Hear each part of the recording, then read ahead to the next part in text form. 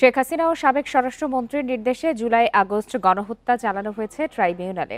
সাক্ষ্য দিয়েছেন সাবেক আইজিপি চৌধুরী আব্দুল্লাহ আল মামুন। শেখ হাসিনার বিরুদ্ধে মানবতাবিরোধী অপরাধের মামলায় রাজসাক্ষী হিসাবে তিনি মঙ্গলবার ট্রাইব্যুনালে একথা জানান। এ সময় দোষ স্বীকার করে দেশবাসীর কাছে ক্ষমাও চেয়েছেন তিনি।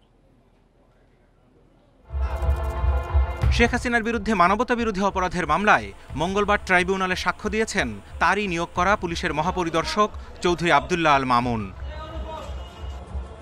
মামুন জানান, সাবেক আইজিপি জাবেদ পাটোয়ারির পরামর্শে 2018 সালে নির্বাচনের আগের রাতেই ভোট কেটে ব্যালট বাক্স ভরা হয়েছিল।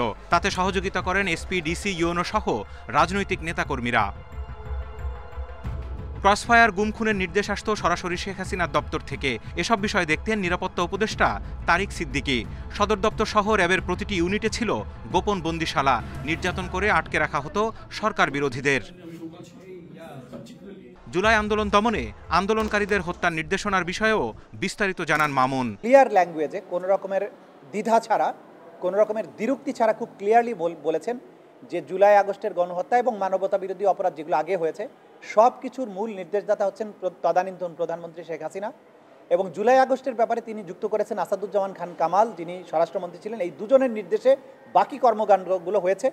সাবেক আইজিপি সাক্ষ্য দেন, আন্দোলন চলাকালীন স্বরাষ্ট্রমন্ত্রীর নির্দেশে সমন্বয়কদের ডিবিতে আটক করে আন্দোলন প্রত্যাহারের বিবৃতি দিতেও বাধ্য করা হয়। আন্দোলন দমনে মারণাস্ত্র ব্যবহারে অতি উৎসাহী ছিলেন সাবেক ডিএমপি কমিশনার হাবিবুর রহমান এবং ডিবি প্রধান হারুনুর রশিদ। তার অধীনস্থ পুলিশ বাহিনী দ্বারা গুলি করে নির্বিচারে হত্যা, মরদেহ আগুনে পোড়ানো, শহীদ পরিবারের আর্তনাদ, কারাগারে বসে টিভিতে দেখে দোষ স্বীকারের সিদ্ধান্ত নেন মামুন। জানান, তিনি লজ্জিত ও অনুতপ্ত। এর বাইরে গুম এবং এক্সট্রা জুডিশিয়াল কিলিং গত 15 বছরে যা কিছু আছে সেগুলোর কিন্তু আলাদা আবার বিচার আছে। সুতরাং উনি যে মামলায় সাক্ষী দিচ্ছেন সেই মামলার ব্যাপারে যতটুকু বক্তব্য সেটাই আদালত গ্রহণ করবেন এবং সেই অনুযায়ী নির্ধারণ করবেন যে তার ব্যাপারে আদালত কি দৃষ্টিভঙ্গি গ্রহণ করবেন। এটা কমপ্লিটলি আদালতের বিষয়। এই মামলায় সাক্ষ্য দেয়া বাকি 35 সাক্ষীর প্রায় সবাই শেখ হাসিনার সাথে সাবেক আইজিপি মামুনেরও দৃষ্টান্তমূলক সাজা চেয়েছেন ট্রাইব্যুনালে।